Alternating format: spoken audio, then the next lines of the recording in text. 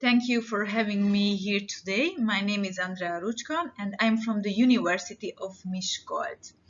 Let me introduce our research group with Emőke KISS-TÓTH and Csilla LAKATOS. The COVID-19 pandemic has upset our whole previous lifestyle, and this has become a strong stress resource, mostly over the fear from the viral infection.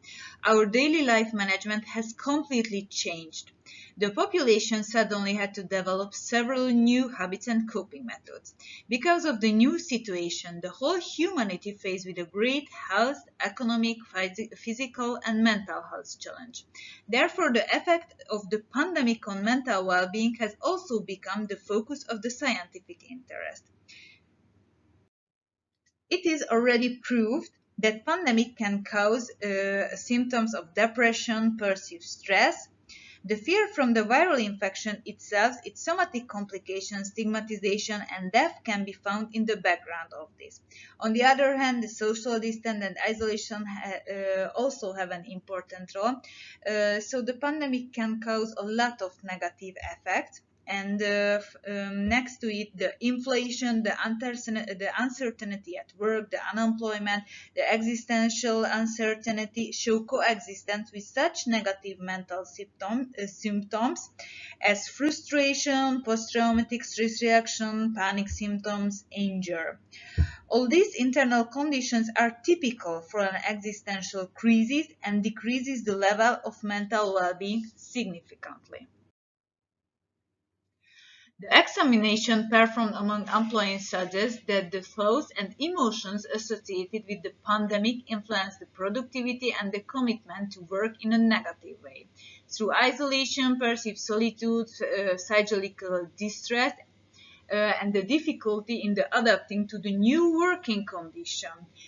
Can it influence the employees' adaptation and their satisfaction with work and their mental well-being?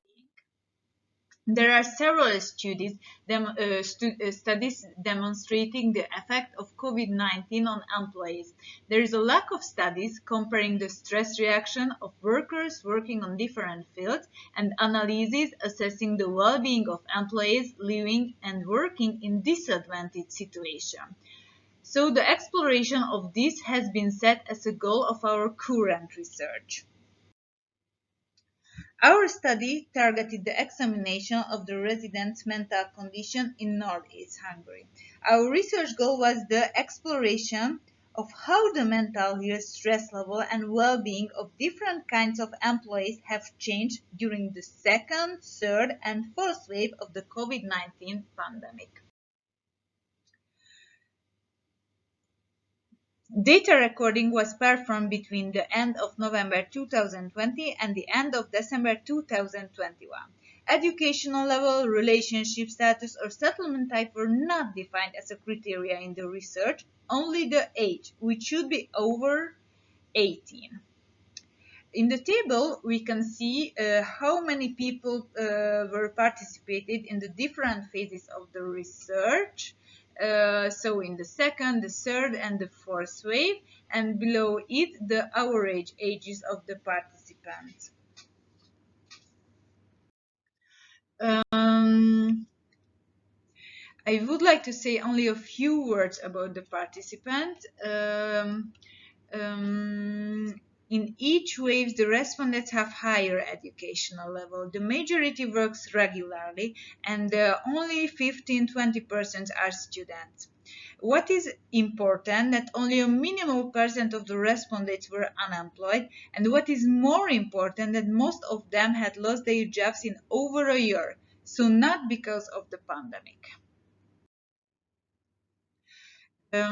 During the data recording, we asked questions about labor market status, relationship status, and the size of the residential settlement besides the socio-demographic data such as gender, age, or education.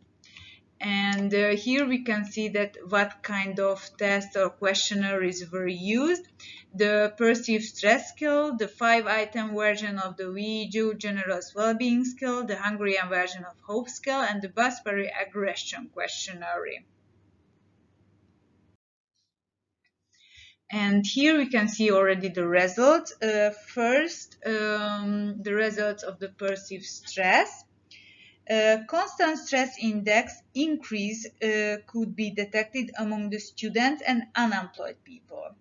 Greater fluctuation could be experienced among regular workers and parents on a parental leave.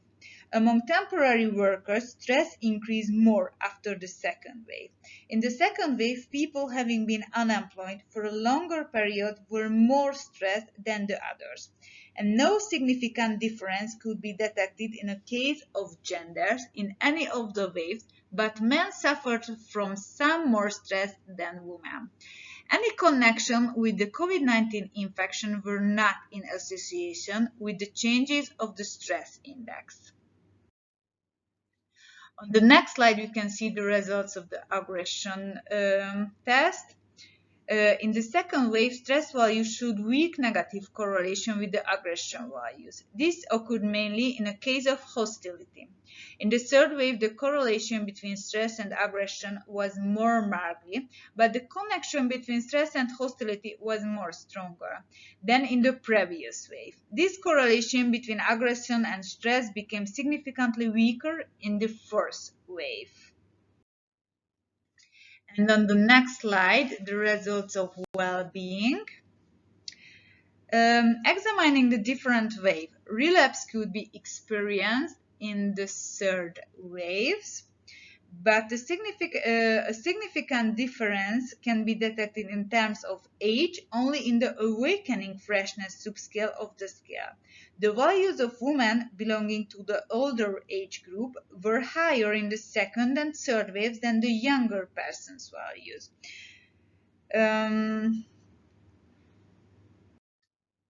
And as next, we see the association between the hope, religion, stress, and COVID-19. Hope is a quite essential personality trait because it usually provides motivation in seemingly hopeless situations. As a result, we could not observe differences between the different research phases. No significant differences can be experienced in case of genders, but women are a little bit more optimistic than men, except in the second wave. And as a discussion, in our online research, we use standard questionnaires besides the background variables. The scores of the perceived stress questionnaire did not exceed the critical 50%, but they were strongly close to it. Men's stress reaction was obviously higher than women's, but mostly they were affected by unemployment in this period. The existing stress and the existing negative internal conditions significantly decrease mental well-being. The increase of the stress level was significant in the fourth wave. And one reason of that may be the time factor, because the pandemic has reached for a long time with high morbidity and also mortality indexes. Age and residence did not influence stress index essentially, but the older age group was more stressful, what is also understandable since they have suffered more because of the pandemic. Social distancing, isolation, the fear from the infection, and existential uncertainty cause more frustration and stress. In bigger settlements than in villages, what is understandable since people living in villages have bigger space for life than in cities. On the other hand, hopelessness is more marked in people living in villages. That is one of the possible causes of the socio-economic condition related to disadvantaged situations.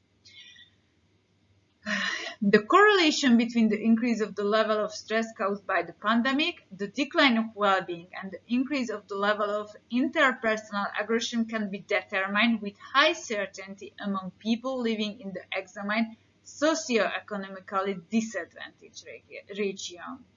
However, the level of perceived stress showed a reverse correlation with the feeling of hope and the fact of religious faith and belonging to the religious community, so with the emotional coping. In the examined sample, the correlations between the mental phenomenon have been proved mainly in the case of men, older people and people living in a bigger settlement. Our results are indispensable for the success of prevention and intervention work, and they have practical importance for professionals working on health and social fields. And thank you for your attention.